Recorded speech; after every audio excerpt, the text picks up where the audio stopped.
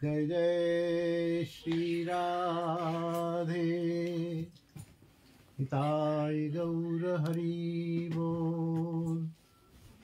धीर समीर बिहारी जी महाराज की जय। गिरिराज महाराज की जय। तुलसी महारानी की जय। वृंदावन रज रानी की जय। यमुना रस रानी की जय। हमारे गुरु स्थान श्री श्रृंगारवट की जय। हमारे पूज्य पिताजी दादाजी एवं उनके गुरुदेव पूज्य श्री देवकी नंदन गोस्वामी पाद की जय। सब वैष्णव जन की जय। सबके अपने अपने गुरुदेव की जय। जय जय श्री राधे। रनवारी वाले पूज्य सिद्ध बाबा महाराज की जय। इसको एक कर दो, गरम लगना। गुरु गोविंद कृपा से अनेक दिनों से यह सत्संग का क्रम चल रहा है। यह कोई प्रवचन नहीं है। हम 10-5 लोग बैठकर आपस में चर्चा करते हैं। बीच में प्रश्नोत्तर भी होते हैं, समाधान भी होता है और आस्वादन करते हैं, अपने जीवन को सफल करते हैं। हमारे ऑनलाइन श्रोतागण भी बड़ी रुचि पूर्वक इसको देखते हैं, सुनते हैं और आनंदित होकर मुझे आशीर्वाद देते हैं। आप लोगों की कृपा सदैव मुझ पर बनी रहे। आज पूज्यपाद सिद्ध बाबा रनवारी वाले, उनकी तिरुभाव तिथि है। आज मैं रनवारी नहीं जा पाया। मेरे परिकर के सभी लोग वहां थे। बहुत बड़ा भंडारा होता है। सवेरे 9 बजे से सूचक कीर्तन होता है। फिर सभी संतजन एक डोला लेके ठाकुर जी का पूरे रनवारी ग्राम की परिक्रमा लगाते हैं। परिक्रमा लगा के फिर आते हैं। फिर प्रसाद भंडारा शुरू होता है और वैष्णवगण लगभग 84 कोस से बहुत से वैष्णवगण बिना बुलाए बिना निमंत्रण के अपनी श्रद्धांजलि पूज्य बाबा को समर्पित करने आते हैं और खूब आनंद पाते हैं। खूब आनंद होता है। अनेक वर्षों तक मैं लगातार जाता रहा। इस वर्ष कुछ कारणवश नहीं जा पाया। खूब आनंद होता है और वहां पर भंडारे में निश्चित गुड़ के पुआ और गड्ढ का साग मिलता है, जो प्रसाद होने के कारण, बाबा की स्मृति होने के कारण बहुत ही स्वादिष्ट होता है। मैं नहीं गया, लेकिन बाबा की इतनी कृपा हो गई कि प्रसाद मेरे पास आ गया और हमने किनका प्रसाद पा लिया। थोड़ी सी उनकी कथा पहले श्रवण कर लेते हैं, स्मरण कर लेते हैं, फिर बाद में समय मिलेगा तो आज एक और वैष्णव हैं,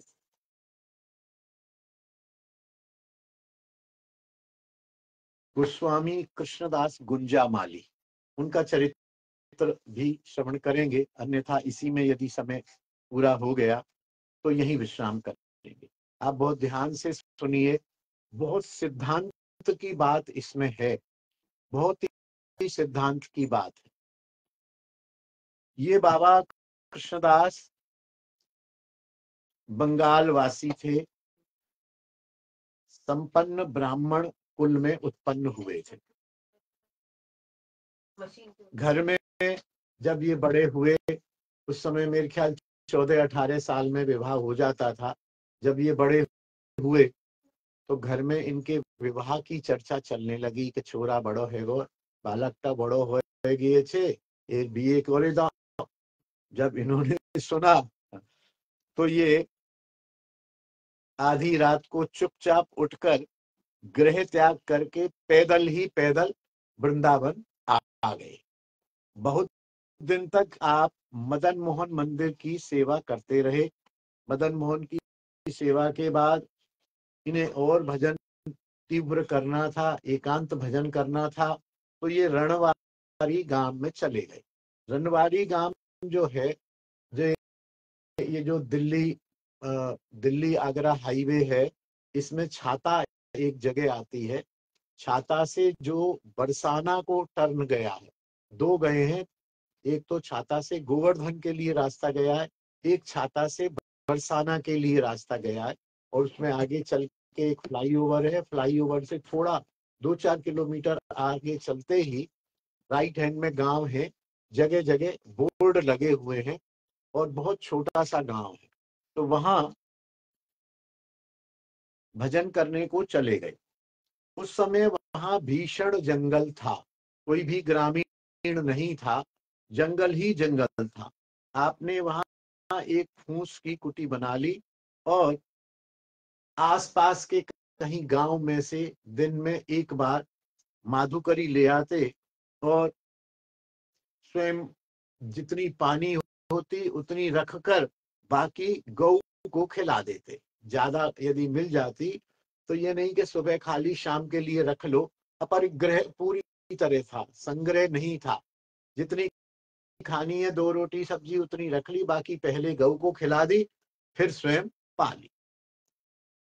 ब्रजवासी जो भी थे आसपास, जो भी गांव होगा आसपास, वो इनसे बड़ा प्रेम करते थे। पूरा घर, सब गांव, बल्कि इन्हें जबरदस्ती माधुकरी देते थे। बाबा हम हमारे घर से क्यों नहीं लेते हो, बाबा हमारे घर से लो, अरे तुम बाके घर से लो, हमारे घर से चौना ले रहे, हमारे घर से चौना ले रहे। परिणाम ये होता कि इन्हें प्राय सभी ब्रजवासियों को प्रसन्न रखने के लिए सभी के घर से ये माधुकरी ले आते। और यदि कहीं न लेते या छोड़ देते तो ब्रजवासी इनकी कुटिया पर आके इनसे लड़ाई झगड़ा करते गए, बाबा जी हमसे कुटिया, हमसे माधुकरी चौना ले आए हो, तो हम का बुरे हैं का, हमारी रोटी तो अच्छी ना लगे, हमारा साग तो बढ़िया ना लगे, बाबा जी तो हमसे ले चौना आयो। इसीलिए ऊपर जो कहा कि ये ले आते, सबको प्रसन्न करते हुए अपने लिए 2 रोटी 4 रोटी 1 रोटी रख लेनी और बाकी सारी रोटी पास में गऊओं को खिला देते, जिससे गायों को भी भोजन मिल जाता था, ब्रजवासी भी प्रसन्न रहते थे और इन्हें भी आनंद से प्रसाद मिल जाता था। ये बाल्यकाल में ही ब्रज में आ गए थे और मंजरी भाव से, प्रिया जी की मंजरी भाव से, महाप्रभु जी द्वारा प्रदत्त भावोल्लासा रत्ती द्वारा मंजरी भाव से यहाँ दीक्षा आदि लेकर मंजरी भाव से ठाकुर की सेवा करते थे, प्रिया जी की मंजरी रूप में। और अनेक बार इनको प्रिया जी का साक्षात्कार और भाव में ऐसे मग्न हो जाते थे कि इन्हें देह की सुध बुध भी नहीं रहती थी। पूर्ण निष्ठा एवं पूर्ण श्रद्धा से एकाग्रता पूर्वक, मंजरी भाव पूर्वक ब्रज की निकुंज की, निभृत निकुंज की, प्रिया प्रीतम की सेवा करते थे। ये कभी भी किसी अन्य तीर्थ में नहीं गए थे, ब्रज में ही रहे। रनवारी मदन मोहन जी में रहे, फिर रनवारी में रहे। प्राय इनकी आयु 50 वर्ष हो गई थी। इनके मन में कहीं से तीर्थ यात्रा की इच्छा जागी कि मैं वृंदावन में ही पड़ा हुआ हूँ, कहीं आता जाता नहीं हूँ।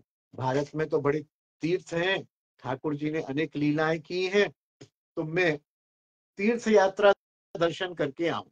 और 4 धाम तो करना ही चाहिए, सभी लोग 4 धाम यात्रा करते हैं। जगन्नाथपुरी है, केदारनाथ है, बद्री धाम है, द्वारका है, ये सब 4 धाम तो मेरे को करने ही चाहिए। ऐसा निर्णय करके इन्होंने निर्णय किया कि अब फला दिन, मैं फलानी तिथि में फला दिन 4 धाम यात्रा के लिए जाऊंगा। और अपनी लोटा लंगोटा सोटा, अपना बाबा जियों के पास होता क्या है, होता क्या होगा, एक लाठी, एक 2 लंगोटी, दुपट्टा और एक जो है अपना झोली भिक्षा करने की, तो इन्होंने संभाल ली। सुबह जाना था जिस दिन, उस दिन रात्रि को ही प्रिया जी ने इनको स्वप्न दिया, राधा रानी ने। और उन्होंने स्पष्ट कहा, देखो बाबा तुम मंजरी भाव से हमारी सेवा करते हो, तुम यहीं रह जाओ, तुम्हें कहीं यात्रा वात्रा तीर्थ की करने की जरूरत नहीं है। सारे तीर्थ सबसे बड़ा तीर्थ वृंदावन ही है। घूमने फिरने का मन हो तो अलग बात है, अन्यथा उपासना की दृष्टि से साधक को किसी भी तीर्थ में जाने की आवश्यकता नहीं है। यहाँ ये सिद्धांत निश्चित हो रहा है। बहुत से हम लोग भी हैं जो वृंदावन में रहते हैं, हमें भी हुड़क लगती है कि द्वारका हुआ है, और बहुत से ऐसे कथावाचक विद्वान लोग भी हैं जो यात्राएं कराते हैं। वो तो खैर अपने लाभ के लिए कराते हैं, लेकिन अध्यात्म की दृष्टि से यदि देखा जाए, जिसको धामवास मिल गया उसको कहीं किसी भी प्रकार की तीर्थ यात्रा करने की आवश्यकता नहीं है। नरोत्तम ठाकुर ने भी अपनी प्रार्थना में कहा है, तीर्थ यात्रा मनेर भ्रम वृथा परिश्रम। तीर्थ यात्रा मन का भ्रम है, वृथा परिश्रम है। घूमने जा रहे हो तो देखो अलग बात है, अध्यात्म की दृष्टि से वृंदावन वासी को, वृंदावन में रहने वाले को कहीं भी तीर्थ यात्रा करने की कदापि जरूरत नहीं है।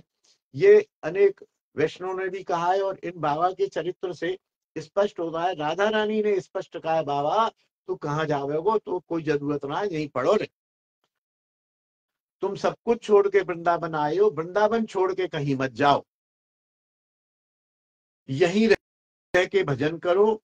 तुमको यही सर्व सिद्धि, जो तुम्हारी कामना है, जो तुम चाहते हो, तुम जिसका दर्शन करना चाहते हो, यही हो जाएगा। मान लो तुम द्वारकानाथ के दर्शन करना चाहते हो तो वृंदावन में ही द्वारकानाथ के दर्शन हो जाएंगे, वृंदावन में ही बद्रीनाथ। और यहाँ तो बद्रीनाथ, केदारनाथ, सारे धाम पूरे 84 कोस में बने हुए हैं।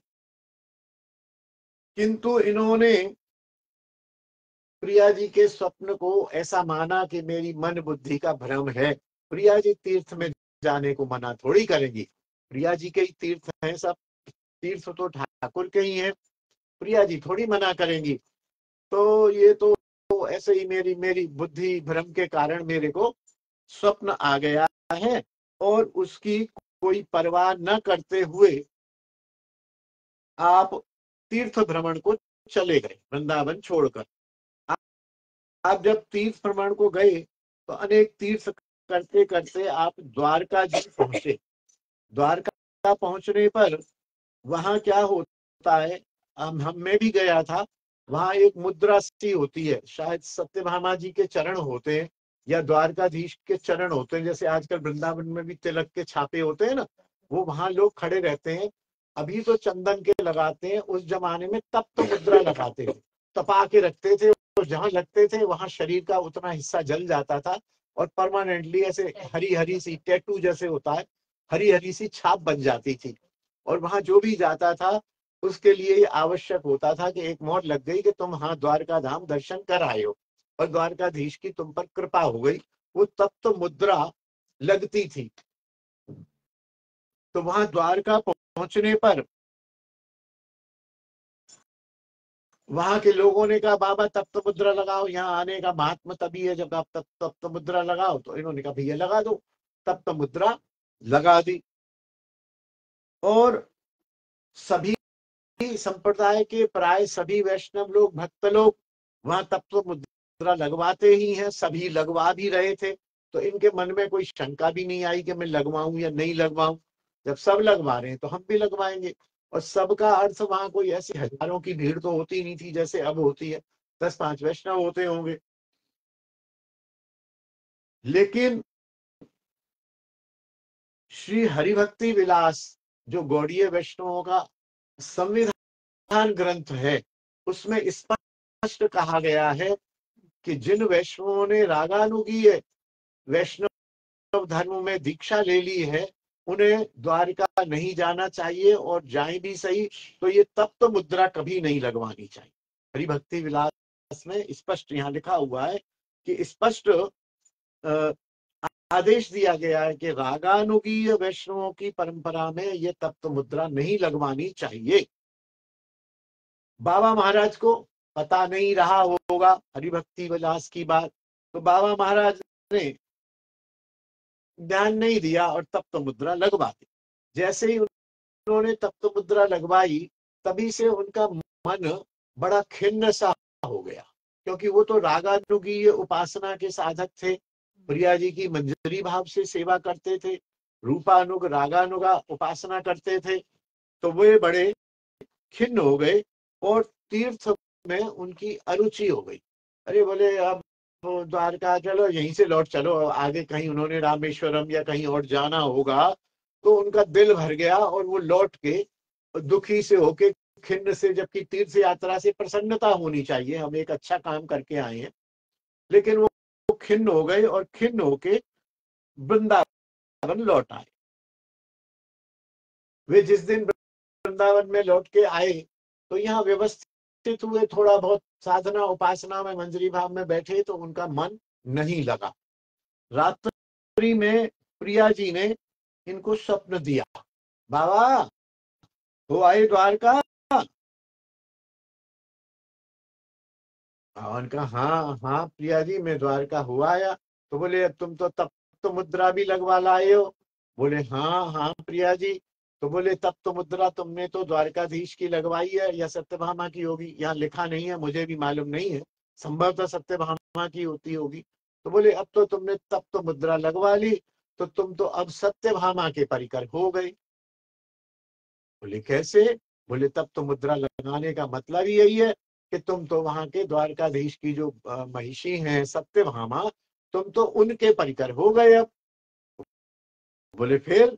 बोले अब तुम न तो ब्रजवास के योग्य रहे और न तुम मेरी उपासना के योग्य रहे, क्योंकि मैं तो ग्वालिन हूँ, बहुत छोटी मोटी, और सत्यभामा तो महारानी है। तुम तो अब महारानी की दासी बन गए हो। तो महारानी की दासी बनने से तुम तो हमारे पूज्य हो गए हो। अब तुम हमारी दासी कैसे बनोगे, हमारी सेवा कैसे करोगे? हम तो खुद एक सामान्य सी ग्वालिनी है, और तुम भी मंजरी रूप में ग्वालिनी थी, ग्वालिनी ग्वालिनी की सेवा करे वहां तक तो ठीक है। अब तुमने जो है वहां सत्यभामा की दासी के रूप में मोहर भी लगवा ली। अरे हुआते मोहर नहीं लगवाते तो भी मान लिया जाता, अब तो मोहर लग गई, अब तो तुम्हारा ये शरीर सत्यभामा की दासी बन गया। अब तुम वहीं जाओ और सत्यभामा की उपासना करो, तुम्हें वृंदावन में रहने का कोई अधिकार नहीं है। साधकों को इससे समझना चाहिए कि भगवान कृष्ण भी तीन हैं। भगवान कृष्ण जो कहते हैं कृष्ण राम एक हैं, सब एक हैं, लेकिन हमें लीला स्वरूप का ध्यान रखना चाहिए। तत्वतः तो सभी एक हैं, लीलावशतः सभी भिन्न है। अगर राम और कृष्ण एक है तो एक का नाम राम क्यों है, एक का नाम कृष्ण क्यों है, दोनों का नाम राम क्यों नहीं है? तत्वतः तो तत्व एक ही है। उस तत्व ने राम रूप में लीला की, उस तत्व ने कृष्ण रूप में लीला की। अब कृष्ण पे आ जाए तो कृष्ण तो एक ही है तत्व था, लेकिन कृष्ण ने अपने तीन स्वरूप की लीलाएं की। एक ब्रजेंद्र नंदन बन के, ब्रजवासी कृष्ण बन के प्रिया जी के साथ प्रेम व्यवहार करके एक लीला की, जिसको ब्रजलीला बोलते हैं। एक कुब्जा के साथ विवाह करके मथुरा की लीला की, तो उसको मथुराधीश कृष्ण बोलते हैं। एक उन्होंने द्वारका जाके 8 पटरानियां और 16,000 रानियों के साथ और 100 रानियों के साथ विवाह किया, लीला की, उनको द्वारकाधीश बोलते हैं।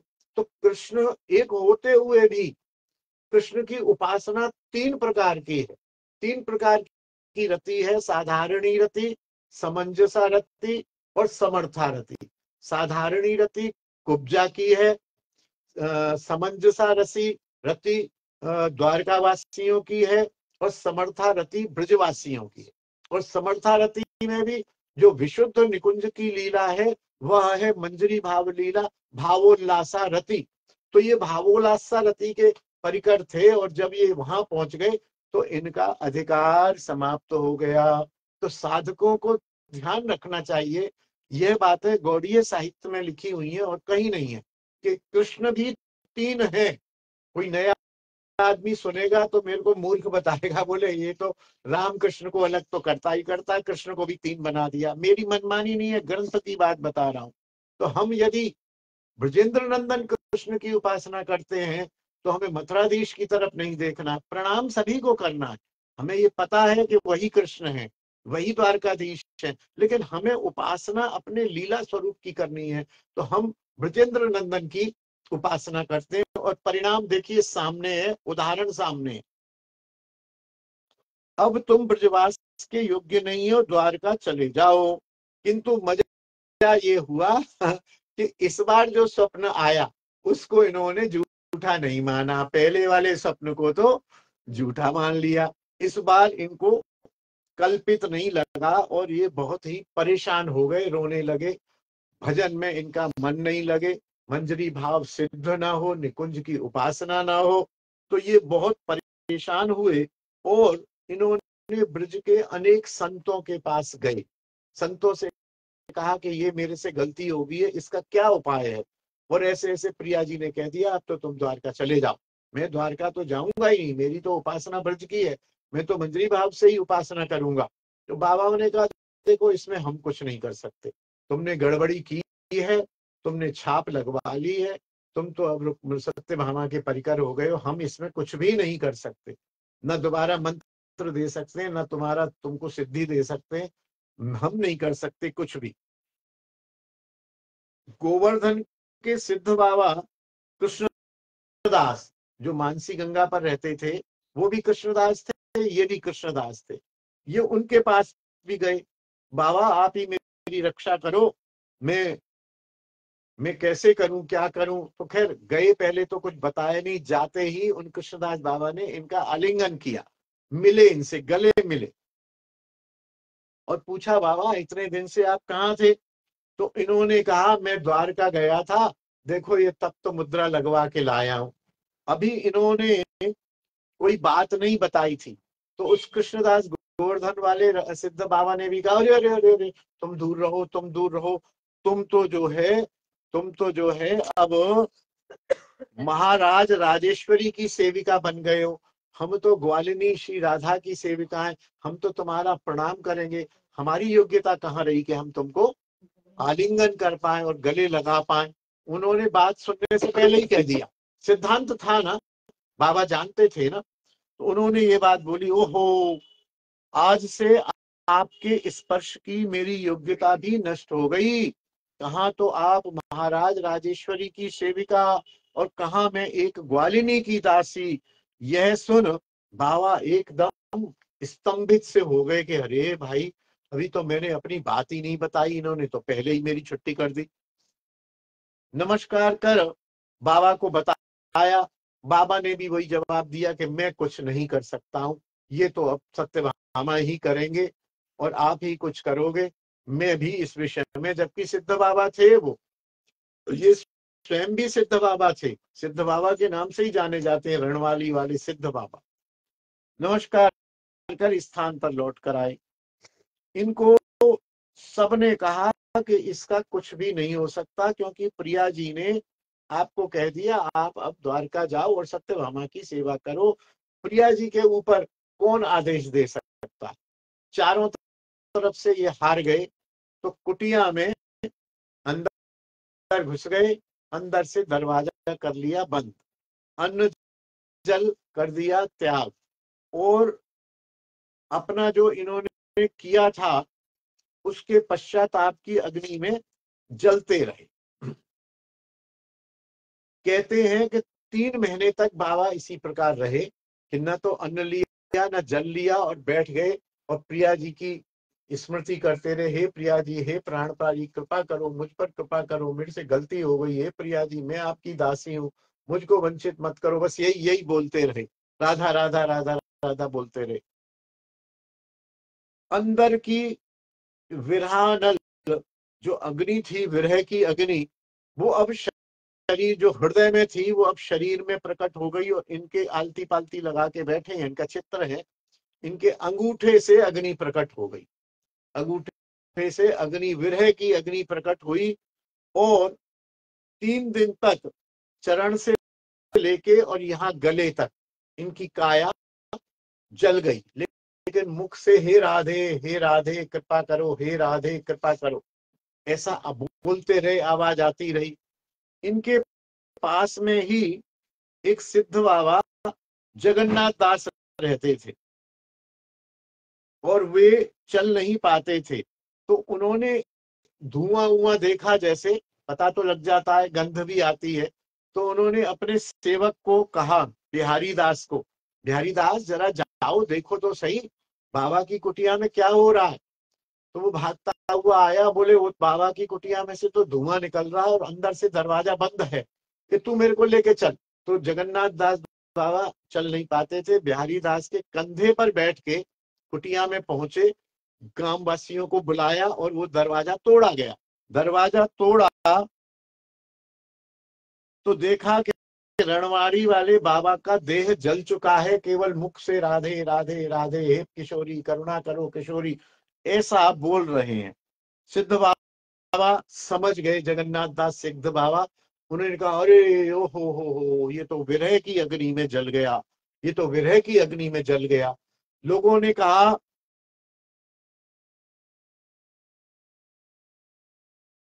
कि ये यहां तक तो जल गए हैं, ऊपर क्यों नहीं जल रहे हैं। तब फिर सबने देखा कंठ पर्यंत अग्नि आ चुकी है, किंतु इनसे आगे अग्नि बढ़ नहीं रही है। तो सिद्ध बाबा जगन्नाथ दास जी ने बिहारी दास से कहा, थोड़ी रुई लाओ, थोड़ी रुई लाओ, और उसको घी में लगाया, उसकी 3 बत्तियां रखी, 3 बत्तियां बना के उनके मस्तक पर रखी, और घी वाली बत्तियां थी, 3 बत्तियां रखी। तो बत्तियों के रखते ही अग्नि ने आगे बढ़कर सारे शरीर को भस्म कर दिया, और सारा शरीर वहीं की वहीं इनका कुटिया के अंदर ही राख हो गया। वे फिर भी हरे कृष्ण श्री राधा राधा कृपा करो कृपामयी करुणामयी नामोच्चारण कर रहे थे। ब्रजवासी गण बड़े कातर हो रहे थे, अरे बाबा तुमने जिका कर लियो, अरे बाबा हमको बताते कछु तो हो, तो जिका कर लियो तुमने, क्यों ऐसे कर लियो, क्यों आग लगा ली, क्या भयो, क्यों कर लियो तुमने, ऐसा क्यों कर लियो। तो ब्रजवासी गण बड़े कातर हो रहे थे, क्योंकि उन्होंने ब्रजवासी गण का अन्न खाया था, इसलिए उन्होंने ब्रजवासी गण को आशीर्वाद दिया, सुनो ब्रजवासियों, मैंने तुम्हारे घर का अन्न खाया है, मैं तुमको इस अंतिम समय में एक वरदान देता हूं कि तुम्हारे गांव में कभी भी कोई दुख नहीं आएगा, कोई महामारी नहीं आएगी, कोई जैसे भूचाल वगैरह है, अर्थक्वेक वगैरह है, बाढ़ है, ये कभी नहीं आएगा। और ये लगभग 125 साल पुरानी बात है। अभी तक वहां न तो भूचाल आया रनवाड़ी में, न कोई बाढ़ आई, न कोई महामारी, यहाँ तक कि कोरोना का भी जब प्रकोप हुआ तो बताते हैं वहां कोरोना का प्रकोप नहीं था। कोरोना का बिल्कुल प्रकोप, एक भी गांववासी कोरोना का नहीं मरा, ऐसा बताते हैं।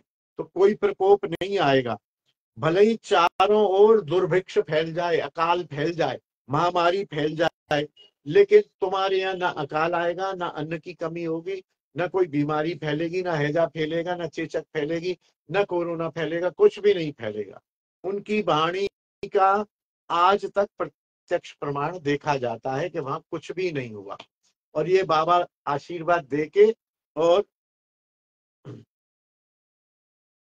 चले गए, और यह और कह गए कि तुम प्रति वर्ष मेरी तिरोभाव तिथि ब्रजवासी तुम लोग ही अपना अन्न धन संग्रह करके मेरे उत्सव को मंगाना, किसी से चंदा नहीं लेना, किसी से दान नहीं लेना, तुम ब्रजवासी ही मेरी तिरोभाव तिथि मनाना, जितनी जैसी मना पाओ वैसी मनाना।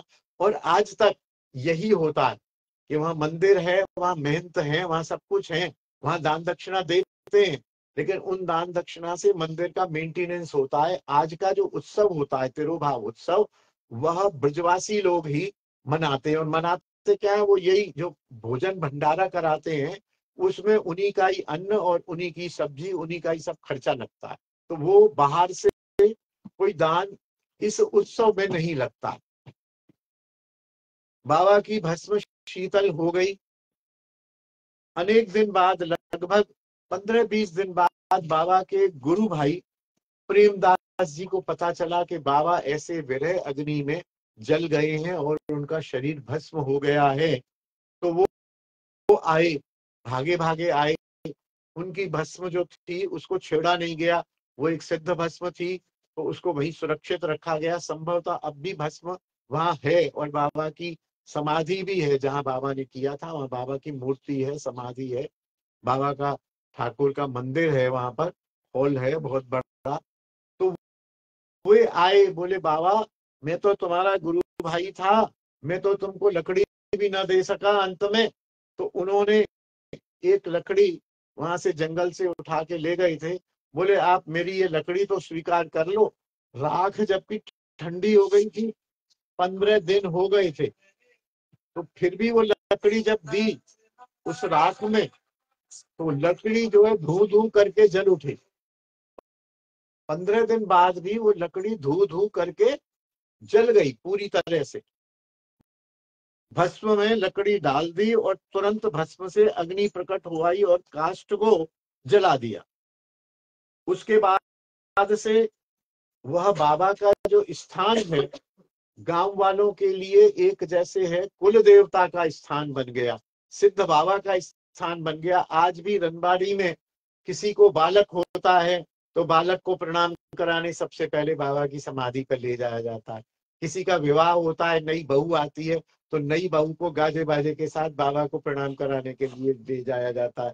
और भी कोई शुभ कार्य होता है, सगाई होती है, कुछ भी होता है, हुआ पूजन होता है, तो बाबा की समाधि पर पूरे गांव वाले बड़ी श्रद्धा सहित वहां जाते हैं और बाबा को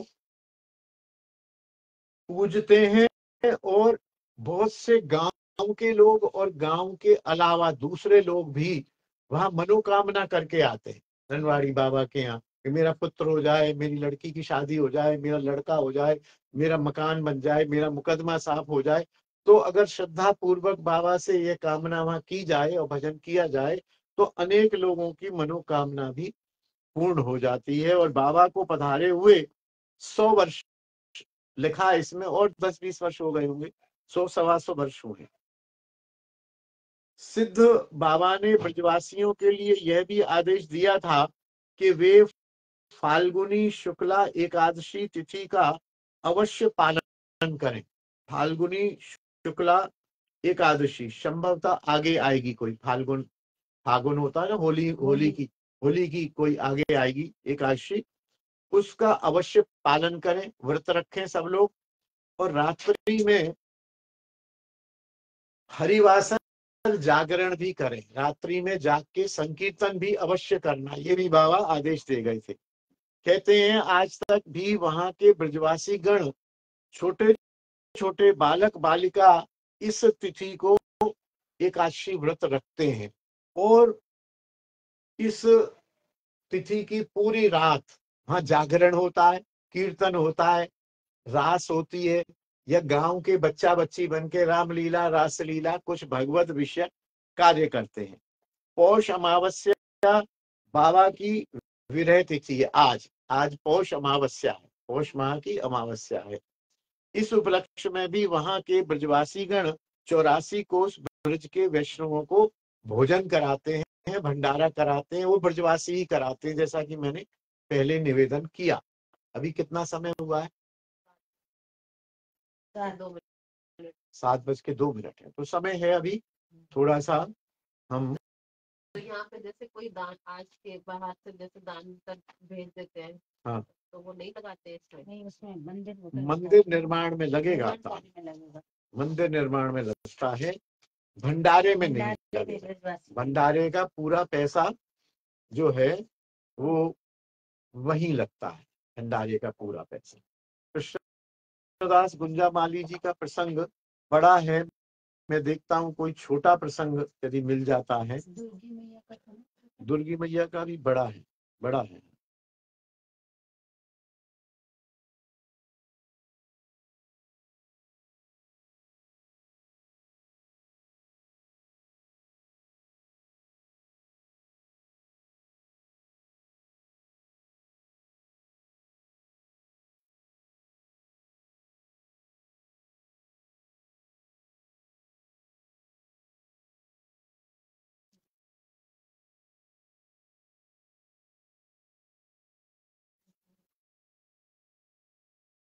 एक है ये माधव दास बाबा जी,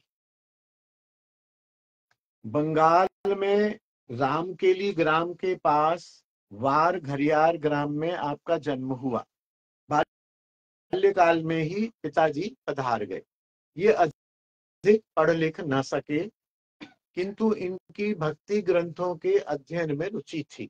भक्त संग से भजन में तीव्र इच्छा इनकी जाग गई।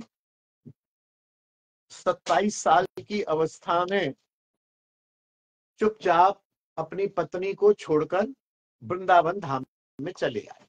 वृंदावन में श्रृंगारवट में उस समय पूज्यपाद श्री प्रेमानंद गोस्वामी विराजते थे। प्रेमानंद गोस्वामी बड़े सिद्ध वैष्णव हुए, गोस्वामी हुए हैं। ये वही हुए हैं कि कुंभ में पंगत हो रही थी, किसी ने कहा महाराज जी घी कम पड़ गए। बोले कितना घी चाहिए? बोले 10 पीपा। बोले 1 पीपा लाओ। पीपा ला के जमुना जी से 10 पीपा पानी भरवा दिया। फिर पानी भरो और इससे पुआ निकालो, हम जमुना मैया से उधार ले रहे हैं, अभी तुम पंगत का काम चलो। पंगत का काम हो गया, पानी में पुए तले गए। दूसरे दिन बाजार से 10 पीपा घी मंगवाया और जहां से पानी लिया था वहां 10 पीपा घी जमुना मैया को अर्पित कर दिया। इतने सिद्ध गोस्वामी पाद थे। इनकी चरणाश्रय लिया, दीक्षा ली।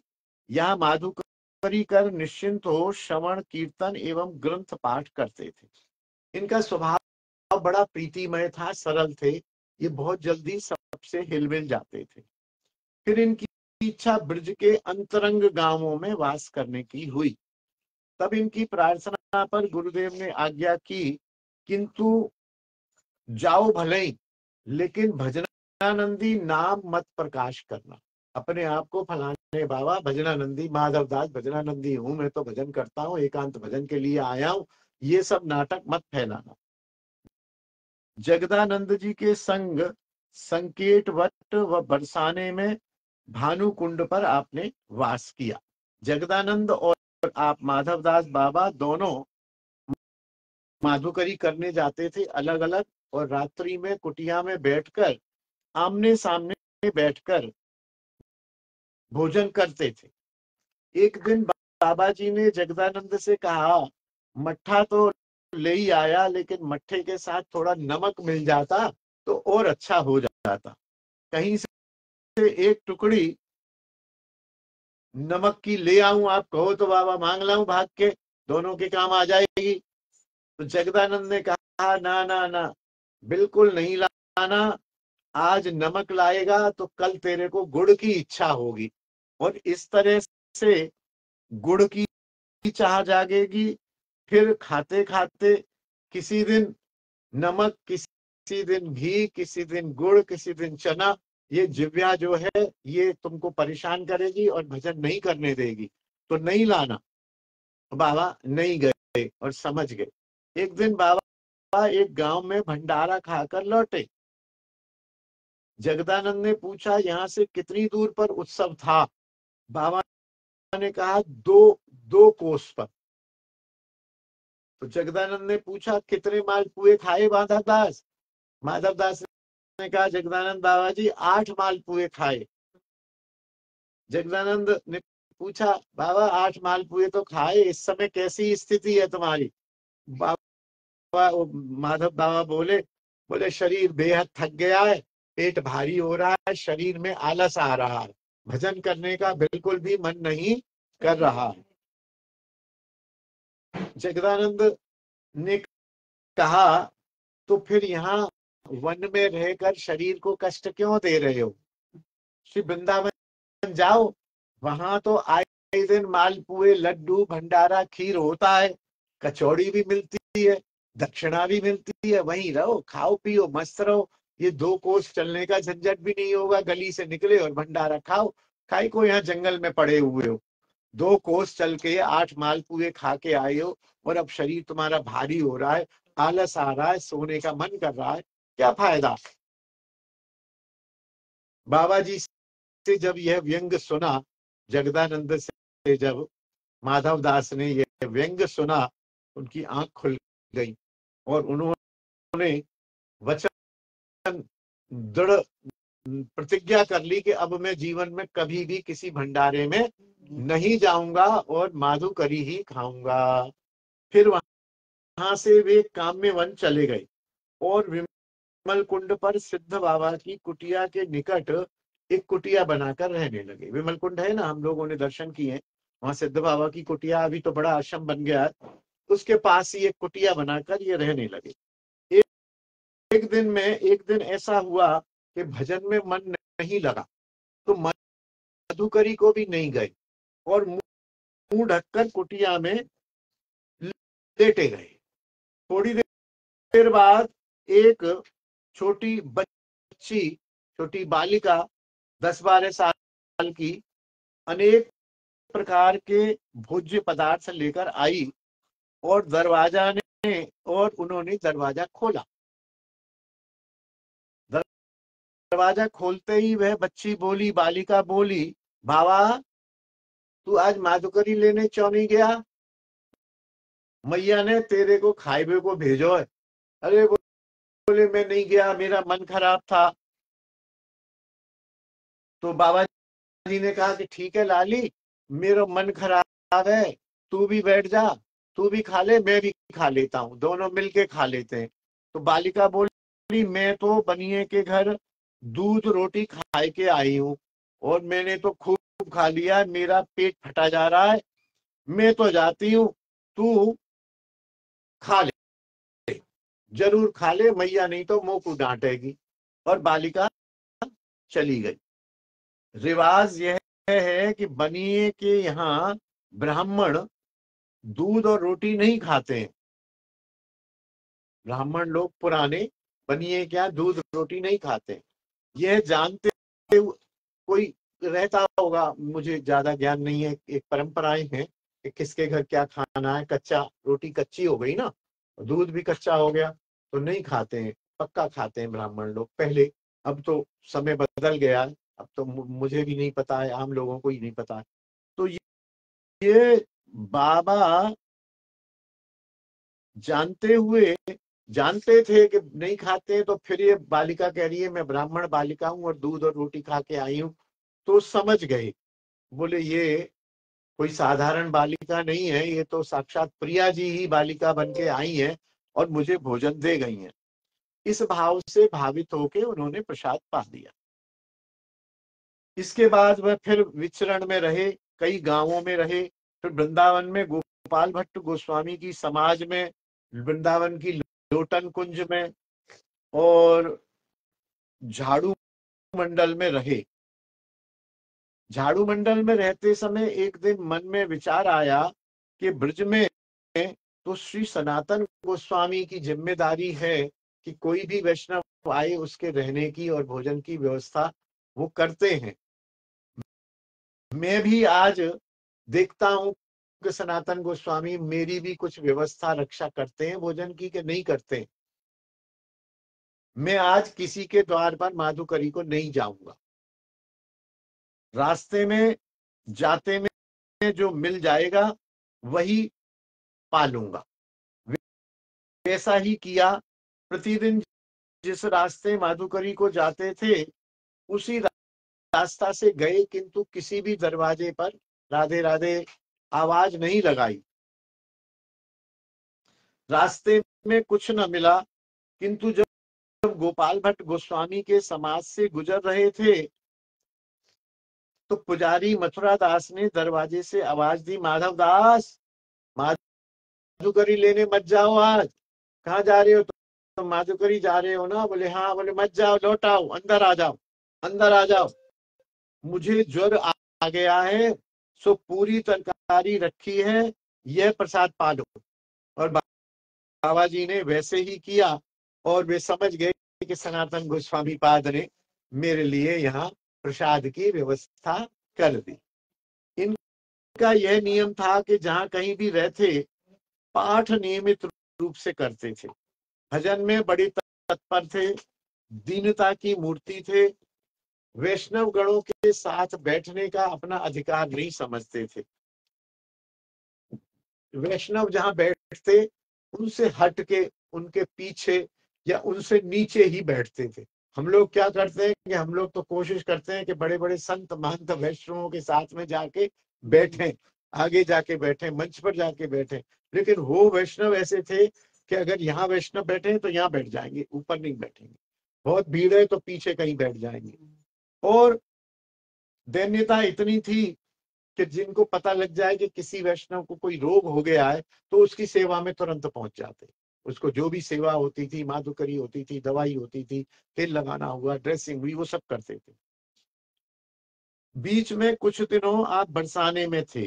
वहां के अति प्राचीन श्री जगन्नाथ दास बाबा अपने शिष्यों द्वारा वैष्णवों के लिए पुराने चावल एवं गुड़ इत्यादि ऐसे कुछ पदार्थ एकत्र करके रखते थे। जब ये काम्यवन में थे तो अनेक पेट के रोग से पीड़ित वैष्णव अत्यंत दुर्बल एवं जीर्ण शीर्ण होकर इसके पास आते थे। नवागत वैष्णवों से इनको मालूम हुआ कि औषध संग्रह में वे असमर्थ हैं। माधव दास जी जो खाने को देंगे वही वे खावेंगे, तो आप उनके लिए बरसाने आकर जगन्नाथ दास जी से शुक्त पाता आदि लाकर उनको देते और मठा से भोजन कराते। 3-4 दिन में वे स्वस्थ होकर वहां से चले जाते। इस प्रकार ये वैष्णवों की सेवा में लगे रहते थे। जहां ये रहते थे पास ही एक बुढ़ा ब्राह्मण था जो पेट के रोग से पीड़ित था।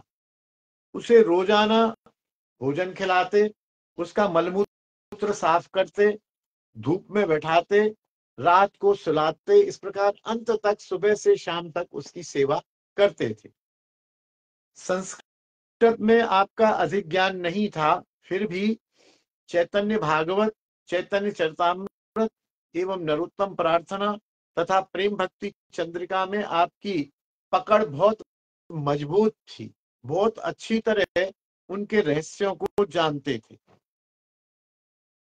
ये कोई भी इनसे जिज्ञासा करने आता तो उसका समाधान चैतन्य चरितामृत, भागवत आदि ग्रंथों के आधार पर ऐसा कर देते थे कि वो संतुष्ट हो जाता था। पाठ में इनका इतना प्रेमावेश हो जाता कि ये अपनी सुध बुध भूल जाते थे। एक बार इनका इस प्रकार पाठ का प्रेमावेश देखकर एक प्रमुख सन्यासी श्री नारायण मुनि इनकी ओर आकृष्ट हुए, इनसे थोड़ा थोड़ा मिलने बैठने लगे। सन्यासी के आग्रह करने पर बाबा ने उन्हें चैतन्य चरितामृत का थोड़ा थोड़ा अभिप्राय एवं भजन रीति समझाया। थोड़ी उनकी रुचि बढ़ी, वे बंगला अभ्यास करने लगे और कुछ ही दिनों में उन्होंने बंगला भाषा सीख ली। और बंगला भाषा सीख के जो बंगला में उस समय चैतन्य चरितामृत था उसका पूरा पाठ किया। उस समय चैतन्य चरितामृत हिंदी में तो था ही नहीं। हिंदी में तो सर्वप्रथम हमारे पूज्य पिताजी ने ही हरिनाम प्रेस से हिंदी में चैतन्य चरितामृत छपाया है। उससे पहले हिंदी में चैतन्य चरितामृत पूरे विश्व में नहीं था। आज तो फिर भी है, गौड़ीय मठ, इस्कॉन आदि और एक दो जगह से और भी है, लेकिन सबसे अधिक प्रामाणिक चैतन्य चरितामृत हरिनाम प्रेस का पिताजी का ही आज भी माना जाता है। पाठ करने में उन्होंने कहा, उपासना तो यही परमोत्तम है, किंतु मैं क्या करूं, मैं तो सन्यासी हूं, मेरा संस्कार मुझे बाधा देता है। बाबा ने कहा चलो तुम मेरे साथ चलो। उन्होंने राधा विनोद के ठाकुर के दर्शन किए।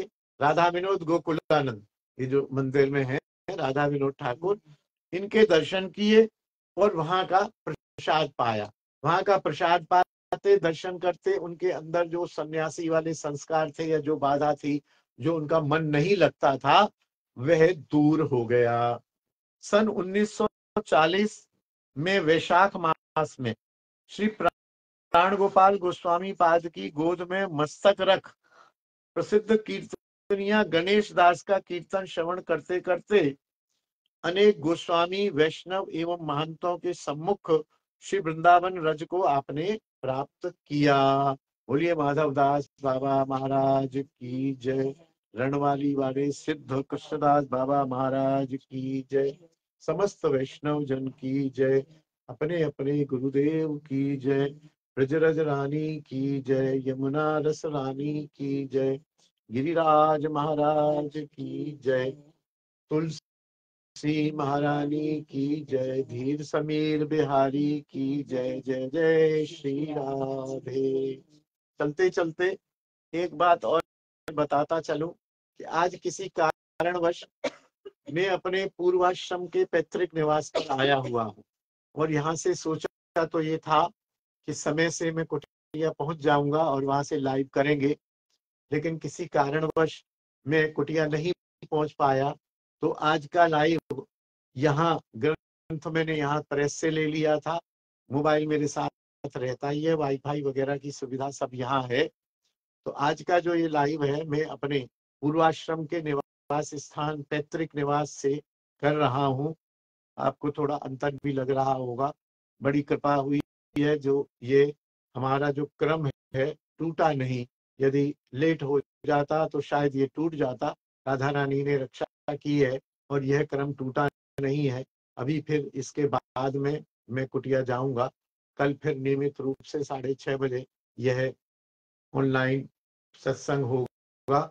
आप सभी लोग तत्परता से सुने और अपने जो भी वैष्णव मित्र हैं, वैष्णव ग्रुप हैं, सभी जगह इसे शेयर करें, जिससे इन रहस्यमय, मेरी कोशिश रहती है कि जो दुर्लभ या अप्रचलित संत हैं, संतों की जीवनियां हैं, उनका परिचय मैं दूं। क्योंकि जो प्रचलित संत हैं उनके बारे में तो फिर भी साहित्य मिल जाता है, ऑनलाइन भी मिल जाता है, लेकिन जो अप्रचलित, जैसे आज हमने ये माधवदास बाबा का चरित्र सुना, ये मेरे लिए भी नया ही था। अपने रणबाड़ी वाले बाबा का तो ठीक है, प्रसिद्ध है बहुत, अब इस समय बहुत लोग जानते हैं, लेकिन फिर भी चरित्र किसी को पता है, किसी को नहीं पता है। आगे भी मेरा यही प्रयास रहेगा कि मैं ऐसे चरित्रों को आपके साथ शेयर करूं और खुद भी उनको आस्वादन करूं, जो बिल्कुल लुप्त हैं, जो छुपे हुए संत हैं, वह प्रकट हों और उनकी भजन शैली और उनके जो सिद्धांत हैं उनको हम लोग समझें। जय जय श्री राधे, निताई गौर हरि बोल। विश्राम कर दीजिए।